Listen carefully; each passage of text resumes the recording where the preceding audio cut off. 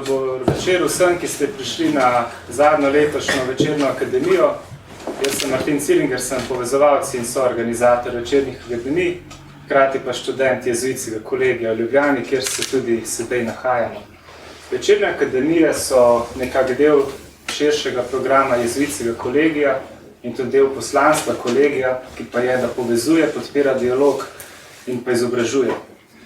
Današnja tema je nekako povezana s časom, v katerem smo, namreč še vedno smo v velikonočnem času in tudi to nas je nekako vodilo že oktobra lani do tega, da bi dali ravno temo biblični začetki prve cerkve. To je namreč že naš naslov, kot veste, da bi umestili v ta mesec, ki je nekako velikonočni mesec. In veseli smo, da je z nami profesor Teološke fakultete in celjski škof, monsignor dr. Maksimilijan Matjaž, ki pa je biblični magistrski študij zaključil na Papeškem bibličnem inštitutu, doktoriral pa na Papeški univerzi Gregoriana v Rimu. Nato se je izpopolnjeval na frančiškanski biblični šoli v Jeruzalemu, na Teološki fakulteti pa je bil dolgoletni predstojnik katedre za sveto pismo in judovsko teologijo. Še vedno pa predaja predmete z področja eksegeze Nove zaveze, biblične teologije in antropologije. Njegovo raziskovanje vključuje študij zgodovinskega okolja, nastanka novozaveznega izročila in sprejem le-tega v prvih stoletjih krščanstva. Vključuje pa tudi razvoj biblične eksegeze, hermenevtike in prevajalskih načel. Je član ekipe prevajalcev slovenskega katoliškega prevoda Svetega pisma, jeruzalemske izdaje in hkrati član mednarodnega bibličnega združenja. Prav tako je urednik znanstvene revije Edinost in dialog ter predsednik zavoda Biblično gibanje, kjer deluje na področju biblične pastorale s posebnim poudarkom na popularizaciji Svetega pisma prek različnih združenj, šol, izobraževanj, dogodkov in tako naprej. Tako, vse je pripravljeno, najbolj, da kar začnemo. Profesor Matjaž, izvolite. Ja, hvala lepa.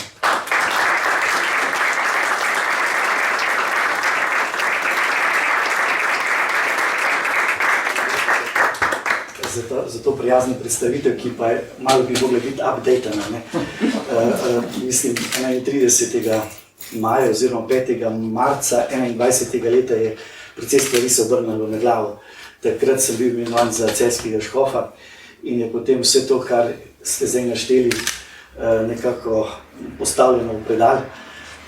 Tako da samo še izredno zdaj nekaj časa, dokler ne dobim pravega naslednika, vztrajam na Teološki fakulteti in en dan ob predavanju Pavla pa evangelijo pa biblične teologije. Tako da sem, kar se tega tiče, na poslavljanju.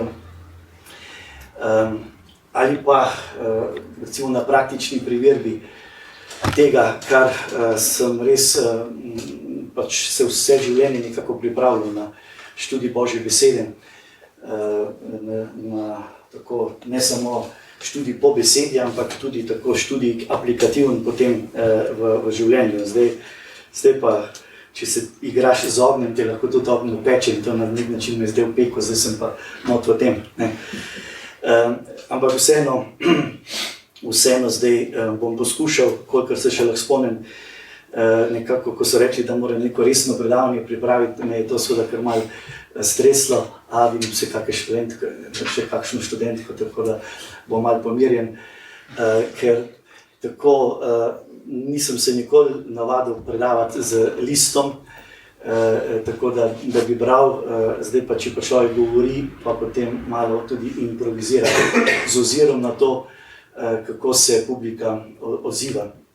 Mislil sem zdaj, da bi vendarle na začetku, tako je lepo bilo omenjeno, da smo v velikonočnem času in danes je ravno Božja beseda, ki pravzaprav na nek način udari v srčiko te teme o cerkvi. In na nek način pokaže finale, do finalov verjetno ne bomo uspeli priti, zato ker ne vem, koliko se mi je odmerilo, ampak 50 minut. Tako, ja. Tako da morda bi bilo dobro, da že zdaj ta finalni tekst preberemo in se s tem tako malo tudi duhovno uvedemo. Boste vi prebrali ali je kak bralec? Prosim, ja.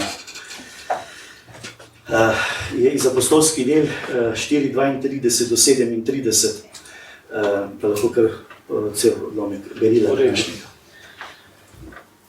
Množica teh, ki so verovali, je bila enega srca in duha.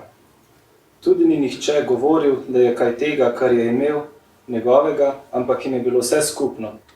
Z veliko močjo so apostoli pričevali o vstajenju Gospoda Jezusa Kristusa in obilje milosti je bilo nad vsemi.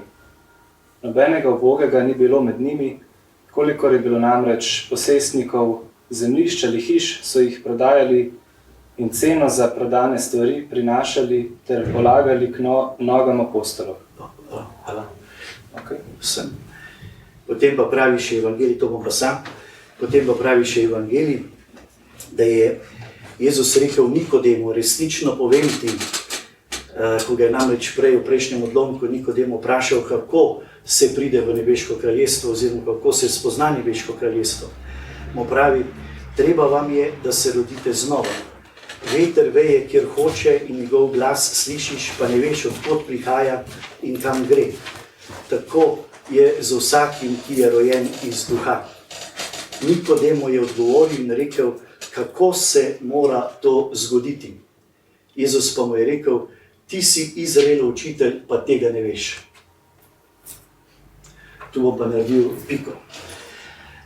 Namreč nekaj elementov smo začutili v tem odlomku, v teh dveh odlomkih, ki pravzaprav sta konstitutivni elementi cerkve.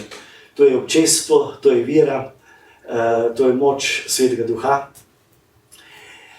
in pa tisto, kar Sveti Duh dela v tej cerkvi. To pa je tisto, bi rekel, bistveno.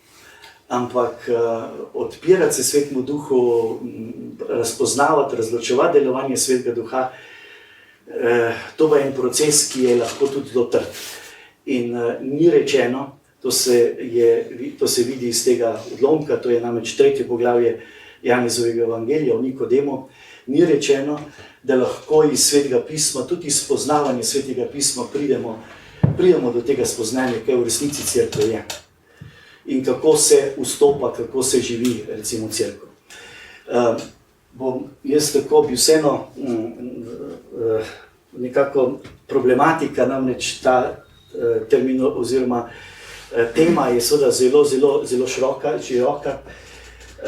Kaj lahko rečemo? Da gre za en proces v Svetem pismu, v Novi zavezi, od mišljenja, pojmovanja cerkve, ki je en zbor, en sklic, potem postane skupnost, potem postane občestvo, ki je termin, tudi en poseben termin, se imenuje koinonija, ki pomeni že nekaj organskega in potem pride do razumevanja cerkve kot telesa.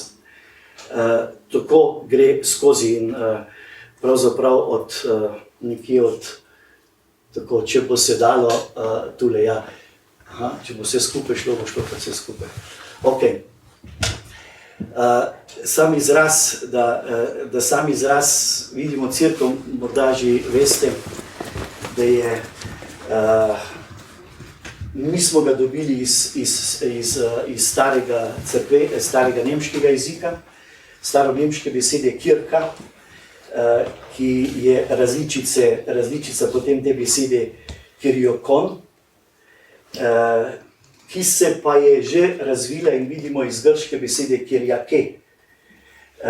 Odzadaj za to besedo kirjake je beseda potem predelni kirjakos in še mačkano pomlejemo pa prijem do besede kirjos, ki jo pa poznamo. To je res zanimivo, pravzaprav je cerkev v korenu, že v naša beseda cerkev, grški koren, tudi v tej cerkvi, v tej besedi. To je zelo zanimivo, to je sicer dodatno, da imamo mi kar res nekaj besed v naši slovanščini, slovenščini, kjer so direktno, imamo direktne nekakve povezave tudi z grškim korenom ali pa ozadjem. Ena izmed takih je staroslovanska beseda, recimo dika, ponos, iz katere je potem en tak močno srednji biblični terminus, ki mu se reče dikajo sine pravičnost, biti dober, biti pravičen, biti to. Ok.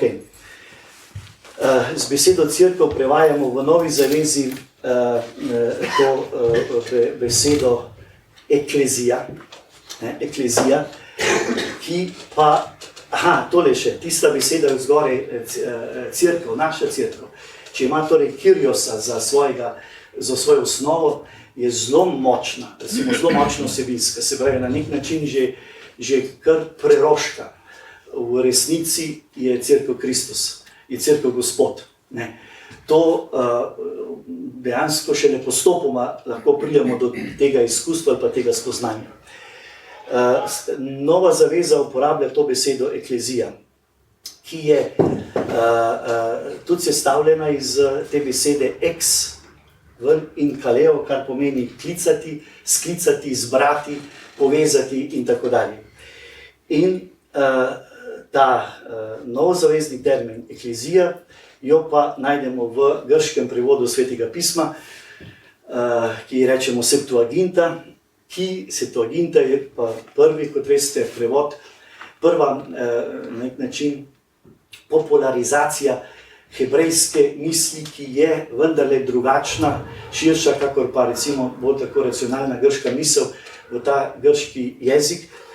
In je, se pravi, prevajala Septuaginta to besedo, to veliko hebrejsko besedo, ki se reče gahal. Gahal, ki pomeni ta zbor od Boga, od Jahveta, sklican zbor izvoljenega ljudstva. To je gahal. Gahal je bil, bi rekel, en terminus tehnikus za vsa tista občestva, ki jih je Izrael spoznal, doživel, ko so se zbrali po rodovih, kakorkoli, ko so se zbrali po čotori, ko so se zbirali potem v nekih zborih, skupščinah, ki so se zavedali, da jih Bog sklicuje, da je Bog sklicatelj in da so oni Božje ljudstvo. Gahal kot torej izvor oziroma vir tega sklicatelja, tisti, ki je Bog sam. No in večinoma torej to uporablja to besedo eklezija, kjer imamo tole besedo klicati. Samo tako malo v okviru, pravzaprav se vsa Pavlova pisma, se pravi vsi ti najzgodnejši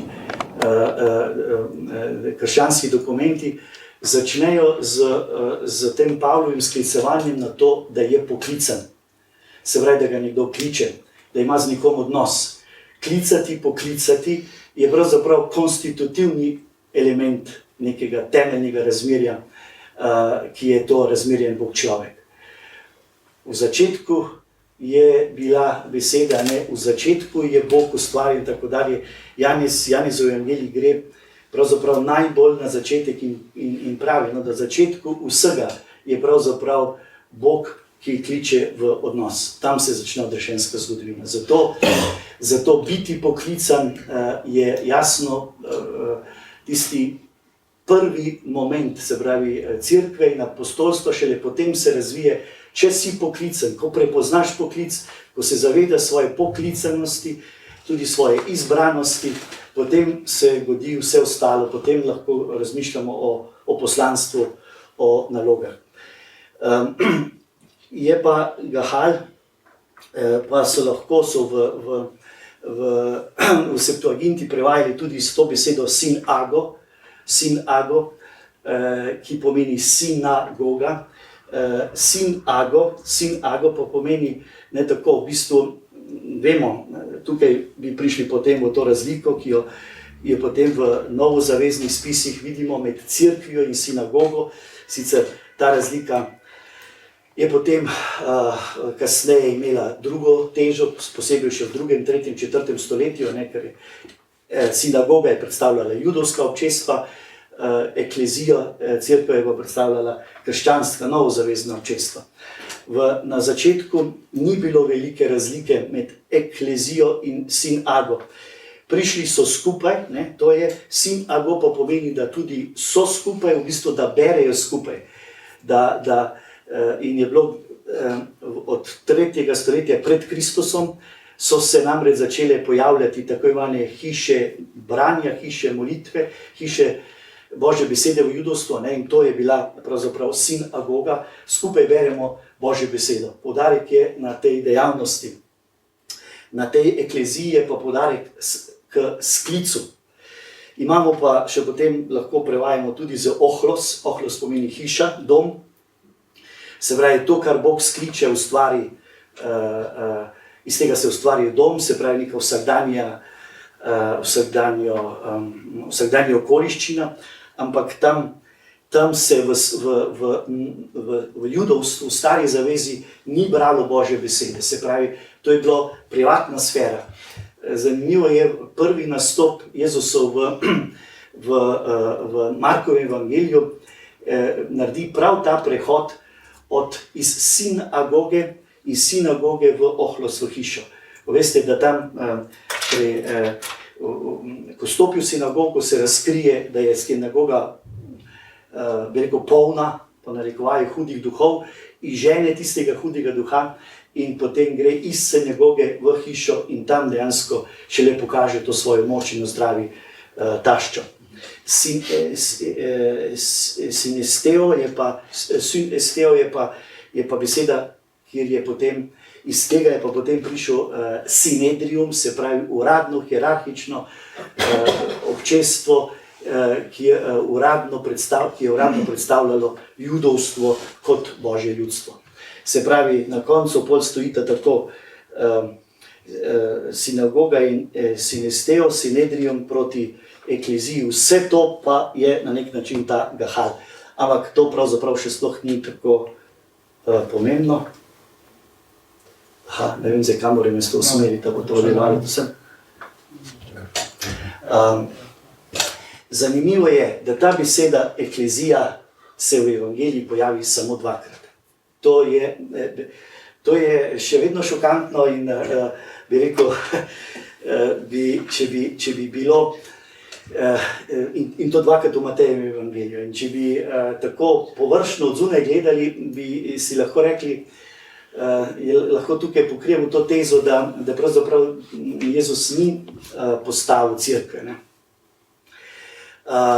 Da je cerkev šele dejansko potem rodila se v procesu, se pravi, ko je Jezus odšel, dejansko, kar na nek način drži. Jezus v Janezovem evangeliju zelo jasno pravi, dokler ne odidem, se pravi, dokler bom jaz tukaj, Sveti Duh ne bo prišel. Ko pa pride on, vas bo učil vsega in spomnil vsega, kar sem vam povedal. Sveti Duh je pa, bi rekel, ustvarjalec, je pa motor, je pa agit, movens cerkve, torej je na nek način razumljivo, da o ekleziji v novozaveznem pomenu besede ne moremo še govoriti pri Mateju. Je pa dobro vseeno, da to vidimo na dveh mestih je ta izraz, in sicer na tistem 18-17 je pravzaprav čisto v Pavlovem smislu uporabljena beseda, namreč pravi, če te tvoj brat ne posluša, vzemi s seboj še enega ali dva, da se vsa zadeva ugotovi po izjavah 2 ali 3 prič. Če jih ne posluša, povej cerkvi. Če pa tudi cerkve ne posluša, naj ti bo kakor pogan in cestnina.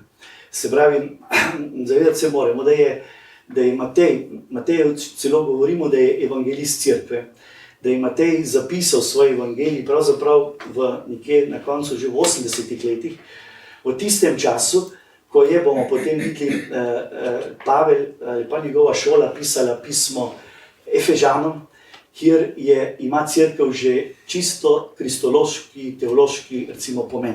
Tukaj pa ima dejansko pomen kot ta lokalna skupnost verjočih. Kot lokalna skupnost verjočih, pisano bi lahko bilo tukaj z malo cerkev, ne? Kot skupnost, ki jih je kar nekaj še. Ta drugi izraz, 16-18, je pa veliko pomembnejši in je pravzaprav teološki. se spomnite, govori o Petru, ne, o Petru in o tem Petru, ki se potaplja, in potem pravi Jezus Petru, oziroma vpraša Petra, kaj pa vi pravite, kdo sem, ne, ko jih sprašuje tam na poti ob kraju Cezareje Filipove. Peter mu reče, ti si Kristus, sin živega Boga. Jezus pa mu odgovori, blagor ti, Simon Jonov sin, kaj ti, tega ti nista razodela meso in kri, ampak moj oče, ki je v nebesih. Moj oče, ki je v nebesih. Bi rekel, besedilo ali pa vsebina, ki dejansko presega zgodovinski kontekst, v katerem se je to dogajalo. Ne. Ima odseva dejansko povelikonočno misel ali pa teologijo. In mu pravi, tudi jaz ti rečem, in zato tega nimamo pri Marku, to, kar zdaj berem. Tudi jaz ti povem, ti si Peter skala in na tej skali bom se zidal svojo cerkev in peklenska vrata je ne bodo premagale. Tukaj je en tak zelo klasični petrinski cerkveni stavek, v katerem so seveda bile pisana, bi rekel, knjige. Morda samo to, ta nenavadnost, da se samo tukaj na ta način pojavi cerkev, potem dilema je pa to, kako ti si Peter skala in na tej skali bom se zidal svojo cerkev. Kako je to Peter tukaj mišljen? Ko pa mi vemo potem iz Pavlova, ne, da je skala, da je temelj, na kateri je zgrajena cerkev, kdo? Se pravi, ne Peter, ampak Kristus. Ne? Da je Kristusu zgrajena cerkev. Tako da so včasih, ker se potem še nadaljuje, dal ti bom ključe nebeškega kraljestva, karkoli boš zavezal na zemlji, bo zavezal v nebesih, in karkoli boš razvezal na zemlji, bo razvezano v nebesih. Tukaj se pravi, ta odlomek je bil ves čas res zelo močno katoliško, petrinsko, papistično, potem pa lahko rečemo že antiekumensko, se pravi, obravnavan. Peter kot prvi učenec na njim, on je temelj edinosti, kar še vedno rečemo, on je skala, na kateri Kristus postavlja svojo cerkev. In peklenska vrata je ne bodo premagala. Zdaj tako, v novejšem času, verjetno so že tudi prej to delali, dejansko beremo tukaj,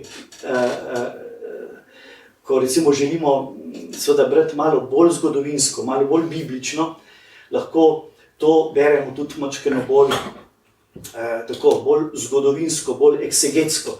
Eksegetsko pa tukaj Peter pomeni prej provokacija, kakor pa garant, ne?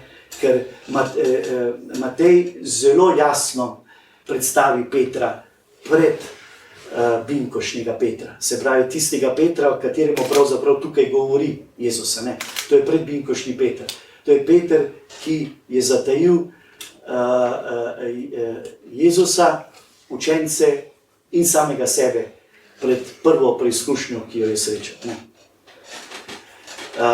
Tukaj pravi, na tej skali bom se zidal svojo cerkev.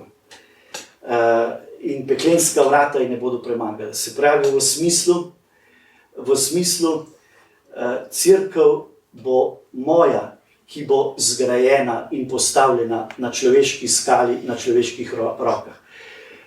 Kljub, pa ne samo to, lahko tukaj vidimo dejansko že to prerokbo tega Boga učlovečenja, ki se zgodi,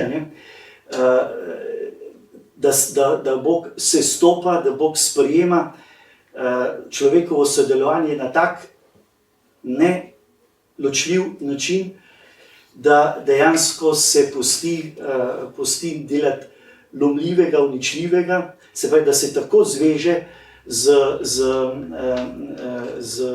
z človekom, z cerkvijo, da je usoda, uspeh njegovega projekta pravzaprav odvisna tudi, ali pa je odvisna od človekovega njegovega sodelovanja, njegovega svobodnega sodelovanja. Ta motiv, ta element je pogosto v Mateju, recimo tako, vključen.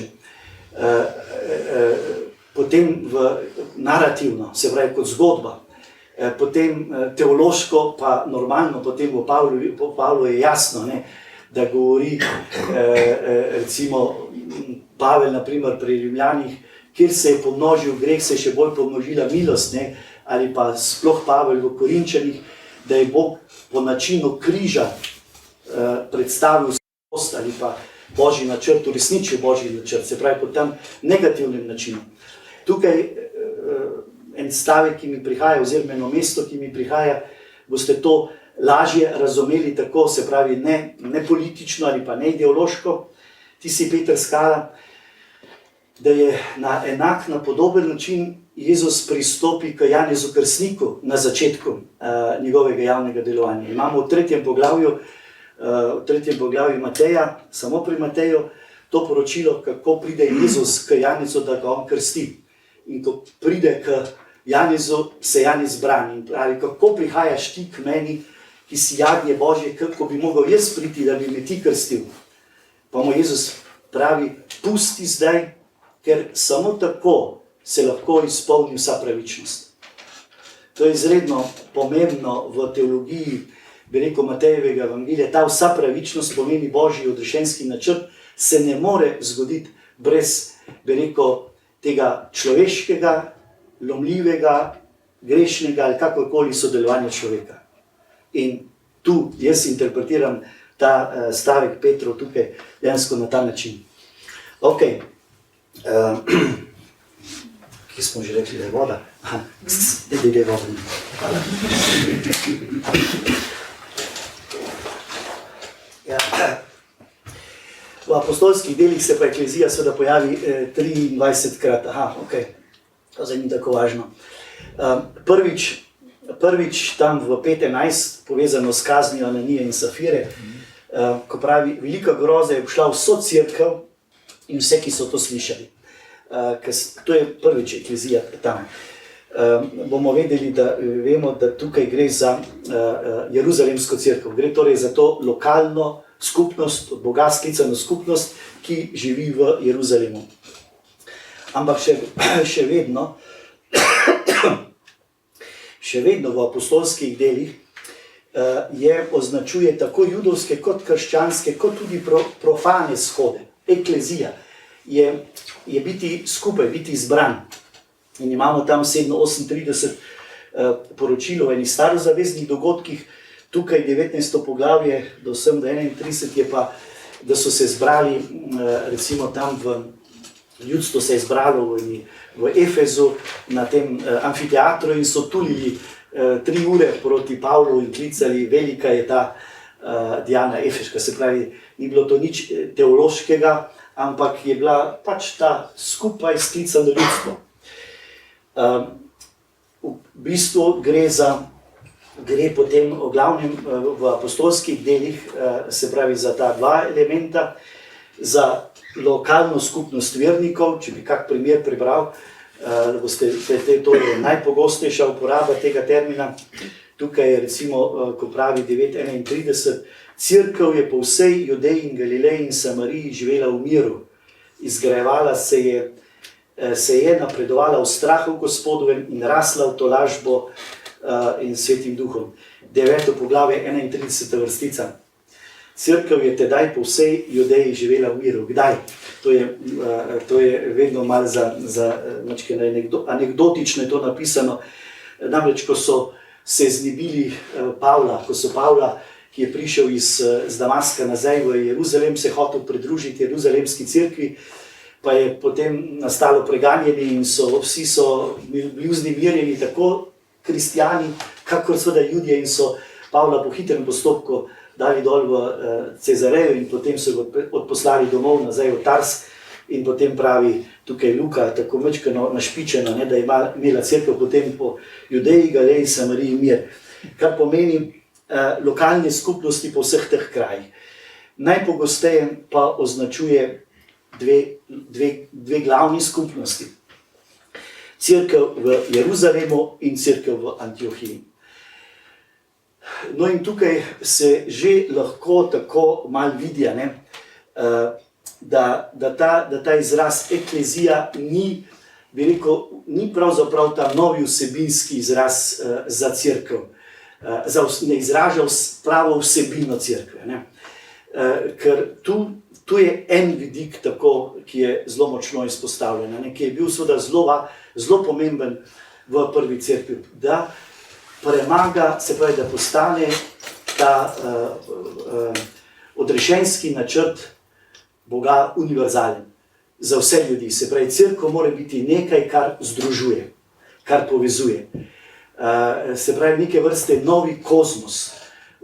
Vso to sklicano Božje ljudstvo, ne glede na tisti dve veliki prominenci, ne, se pravi, ljudje, ki so prvi lastniki tega izvoljenosti, ne, oni so bili vse do, bi rekel, Kristusovega časa, nosilci te Božje obljube. In za Pavla je bilo zelo pomembno, ne, da je nekako uspel dokazati, ampak prepričati verjetno vse ni uspel, ne, ampak je bil to glavni namen njegovega dokazovanja, da so izvoljeni tudi tisti, ki so sprejeli vero v Jezusa Kristusa. Se pravi, da je v Jezusu Kristusu se dejansko dopolnil ta načrt, ki je bil izvorni, bolj izvorni, kakor pa judovski načrt, da želi Bog svoje življenje deliti ali pa v svojo družino zbrati celotno človeštvo, vse ljudi. In da je tako imenovano pričevanje izbranega posameznika, tako imenovanega svetega Izraela, samo, bi rekel, izhodišče v neki trenutnem zgodovinskem kontekstu. Da postane narod kot tisti, ki pričuje. Ampak cilj je bil pa vedno, da pride do konca sveta, do skrajnih meja sveta. In spomnimo se tudi v judovstvu, spomnimo se na proroka Izaija. Prorok Izaija je tisti, ki vedno že v samem judovstvu pravzaprav prebija to totalno zavezanost, se pravi, cerkev ni samo gahal, ni samo občestvo izbranih, ampak ima izbrani eno temeljno vlogo, da se v to izbranost pridružijo na nek način ves človek, vsi ljudje. No in tukaj, če bi šli v posamezne, bi to videli, kako je postopoma, kako je bilo pravzaprav težko, kako sta se ti dve skupnosti, se pravi judovska in poganska, počasi nekako približevali.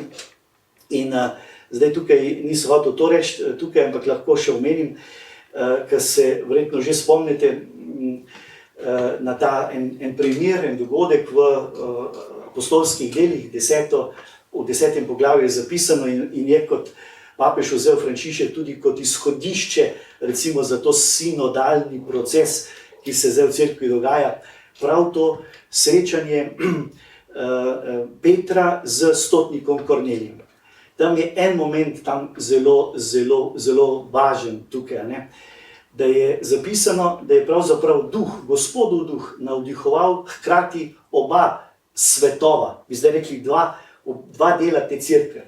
Je navdihoval Petra, da ga nekdo kliče, da mora nekam iti, in predtem, da je bil poslan, da je šel v to hišo tega stotnika Kornelija, se mu je v videnju prikazalo kaj?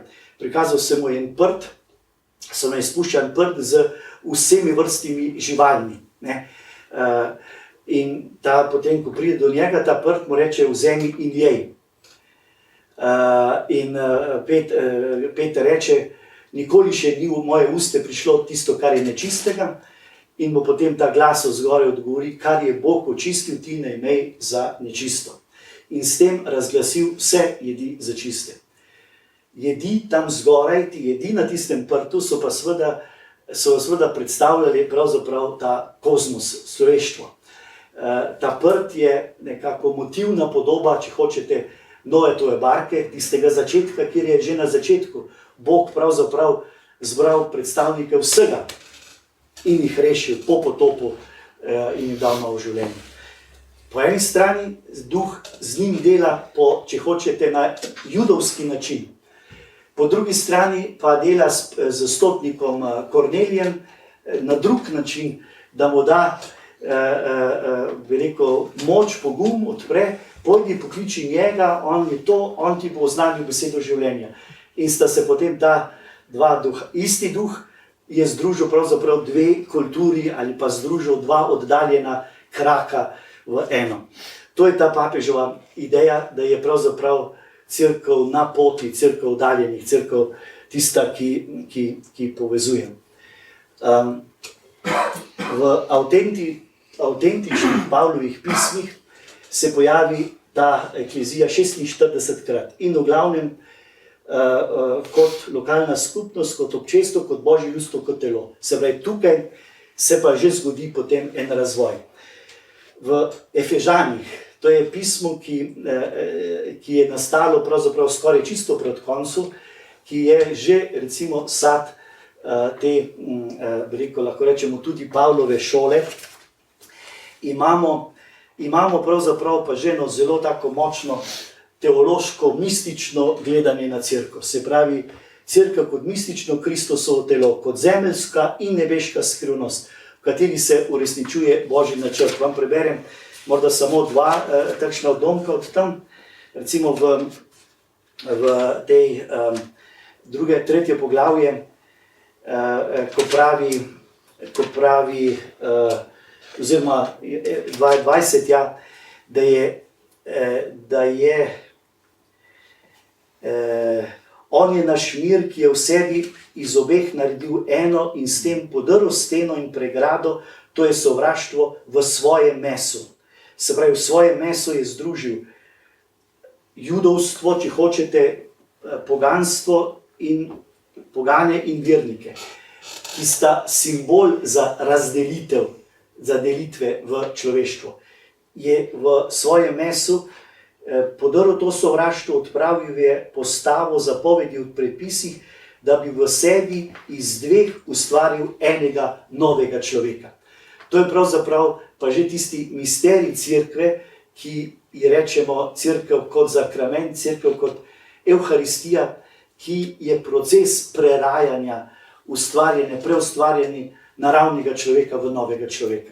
To in potem še ta izjava, Kristus je glava cerkve, Kristus je vzljubil cerkev, dal zanjo samega sebe in tako dalje. Svoje, tu smo nekje na koncu. V Timoteju in Titu pa je opisana dejansko že struktura, to je pa potem 90. leta, ima pa že cerkev tudi svojo hierarhijo, strukture, svoje službe. Tisto, kar, če bomo uspeli še reči nekaj, kjer se pa zgodi ta proces, ta proces preustvarjanja skupnosti, kot sem prej na začetku rekel, iz skupnosti izklicanih preko občestva v telo, ki preustvarja, se pa to dogaja v pismu Korinčanom. Pismo Korinčanom je dejansko, lahko rečemo, da je pismo cerkve, je pismo o cerkvi in pismo cerkve, kjer imamo tako v teh lokalnih, se pravi, kjer Pavel imenuje tudi, se pravi, cerkev kot prej, lokalna skupnost, začne namreč to pismo z besedami: Pavel, po Božji volji poklican apostol Kristusa Jezusa in brat Sosten, Božji cerkvi, ki je v Korintu, posvečeni v Kristusu Jezusu, poklicanim, svetim, z vsemi, ki kličejo ime našega Gospoda Jezusa Kristusa na vsakem kraju, svojim in našem. Ta dodatek tukaj na koncu že pove, da je cerkev pravzaprav navzoča povsod. Kjer se zbirajo verniki, so že ti tvorijo pravzaprav ta del, to telo na nek način dele Kristusovega telesa. Njeni člani pripadajo Bogu, ki jih je poklical v občestvo svojim sinom. Občestvo, koinonija vernikov je Božji tempelj, ker v njem živi in deluje Sveti Duh. Se pravi, imamo, gledajte, tako termine, ki se dograjujejo, se pravi, je termin, ki prevzema to terminologijo oziroma to ime cerkev, eklezijo, ki uresničuje poslanstvo, bi rekel, te eklezije, postane ta termin občestvo, ki ga grško imenujemo koinonija.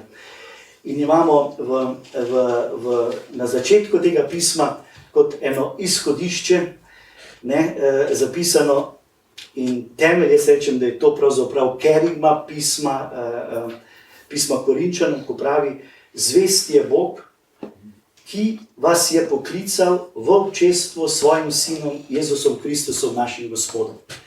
Se pravi, cerkev sklicuje Bog.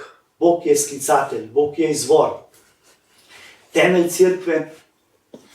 cerkve je Božja zvestoba. Božja zvestoba se konkretizira v kom? V Kristusu, v tem, kar je Kristus storil. Se pravi, cerkev ni Božje delo, cerkev ni človeško delo. Ne v tem smislu. Cerkev, zaveza med Bogom in človekom ne temelji na zvestobi, vrlini in tako dalje človeka. Zvest je torej Bog na Božji zvestobi. Apropo, hebrejska beseda za zvestobo je enostavno trdnost oziroma skala.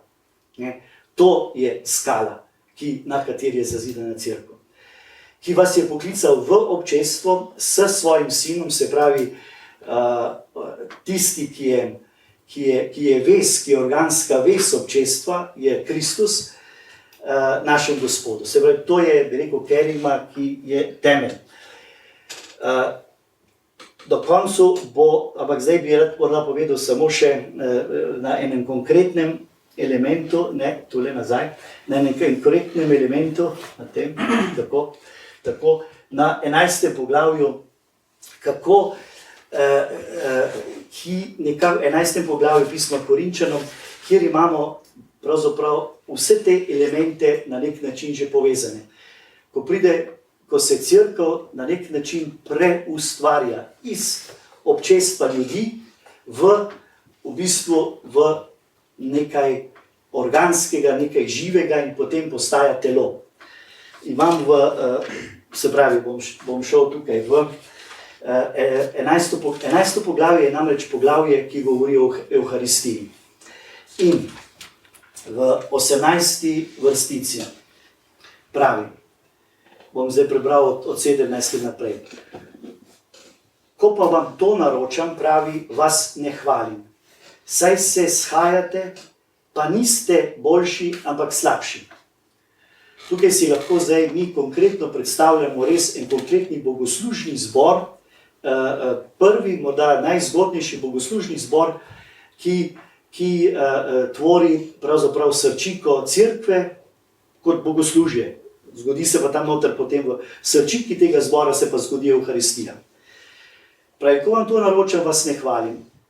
Saj se shajate, pa niste boljši, ampak ste slabši. Najprej namreč, kadar se shajate v cerkvi, slišim, da so med vami razdori. Tukaj je cerkev enako občestvo. Kadar se shajate v cerkvi, tukaj seveda ne pomeni, tukaj ni mišljeno cerkev kot stavba, kadar se shajate v cerkvi, ampak ko se shajate, pridete skupaj. In ste cerkev, vi ste cerkev. Kadar se shajate v cerkvi, slišim, da so med vami razdori, torej ne med zidovi, ampak med ljudmi. In deloma verjamem. Morajo namreč biti in tako dalje, tako da. Kadar se torej shajate, to še ne pomeni, da jeste Gospodovo večerjo. Vi pridete se skupaj, da bi jedli Gospodovo večerjo, ampak ni to Gospodova večerja. Je v bistvu vaša večerja. Zakaj? Vsak namreč prej poje svojo večerjo in tako je eden lačen, drugi pa pijan. In pravi, mar nimate domov, da bi jedli in pili? Doma jejte in pite. Tukaj pa morate delati nekaj drugega. Kaj torej? Služi drug drugemu. Pravi, ali zaničujete Božjo cerkev in sramotite tiste, ki nimajo. Zaničujete Božjo cerkev. To zdaj pa ni več skupnost, niti ne abstraktna skupnost, niti ne lokalna skupnost, ampak so konkretni ti ljudje, ki so tam v tem občestvu, v tem bogoslužnem zboru zbrani. Ker tisti so, ki nimajo ali pa imajo kaj za jesti. Kaj naj vam rečem? Naj vas pohvalim? Ne, v tem vas ne hvalim. Potem pa začne. In to je pa središče, bi rekel, bogoslužja. Jaz sem namreč prejel od Gospoda, kar sem vam tudi izročil. Da je Gospod tisto noč, ko je bil izdan, vzel kruh, se zahvalil, ga razlomil in rekel, to je moje telo, ki je za vas. To delajte v moj spomin. Prav tako tudi kelih po večerji je rekel, ta kelih je nova zaveza v moji krvi. Kolikokrat pijete, delate to v moj spomin. Kolikokrat namreč jeste ta kruh in pijete kelih, oznanjate Gospodovo smrt, dokler ne pride. Zaključek tistega, kar je on sprejel kot obred Evharistije. Potem pa pravi, kdor bo torej jedel kruh ali pil Gospodov kelih nevredno, se bo prekršil nad Gospodovim telesom in krvjo. Kaj zdaj mislite tu? Kako je nevredno piti in kako se je gre nad telesom in krvjo prekršiti? Kako? Mislite, da ima to kaj veze z tem, kako iz keliha pijem? Da kapljica pade dol, kapljica pade tja, drobtine pade tja, drobtine pade tja? To je potem naša fikcija, ki je iz tega prišla. Tukaj je pa čist jasno, kdaj ješ vredno Gospodovo telo in kdaj se prekršiš zoper telo in kri našega Gospoda. In nadaljuje. Presoja pa naj človek samega sebe in tako je od kruha in pije iz keliha. Namreč, kdor namreč je in pije, samemu sebi je in pije sodbo, če ne razločuje, da je telo. Če torej nisi prepoznal, da si ti telo, Kristusovo telo, krščen, opolnomočen Svetim Duhom, da je tvoj brat in sestra telo, opolnomočeno, krščeno v Svetem Duhu in v krstu in Svetem Duhu postalo del Kristusovega telesa, če torej nisi prepoznal Kristusovega telesa v svojem bratu in sestri, si nevredno občeval z njimi oziroma nevredno jedel Kristusovo telo in kri.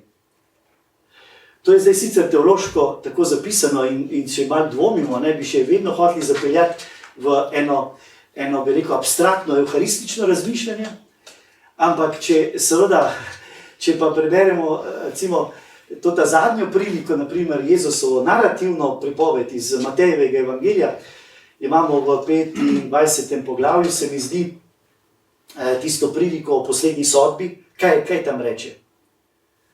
Lačen sem bil in ste mi dali jesti, žejen sem bil in ste dali piti, nag sem bil in ste me oblekli.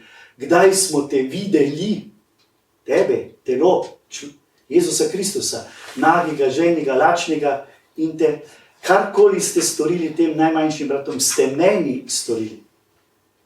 Mislim, identifikacija telesa je tam čisto jasna, kdo je to telo, Kristusovo telo. Ne? Kdo je to Kristusovo telo? Zaradi tega so med vami, zaradi tega pravi naprej potem, so med vami mnogi slabotni, mnogi so bolehni, precej jih spi, se pravi, tega niso prepoznali. Če pa bi presojali sami sebe, ne bi bili sojeni. Sodi nas Bog in tako dalje, zdaj pa še 33. vrstica, zato, bratje moji, se zdaj poziv k vrednemu zauživanju telesa in krvi našega Gospoda, pravi, zato, bratje moji, kadar se shajate k jedi, čakajte drug drugega.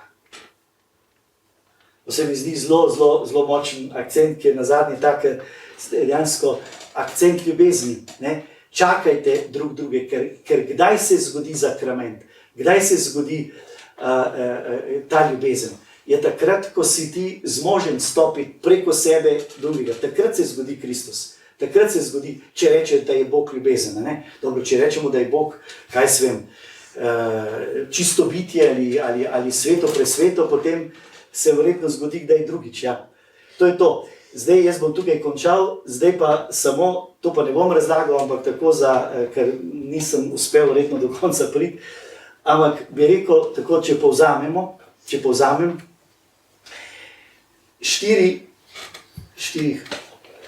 to sem zdaj pred kako uro delal, več že malo živčen, ko nisem bil do konca, 4 novozavezne podobe cerkve kot občestva, ne, tako to je mišljeno.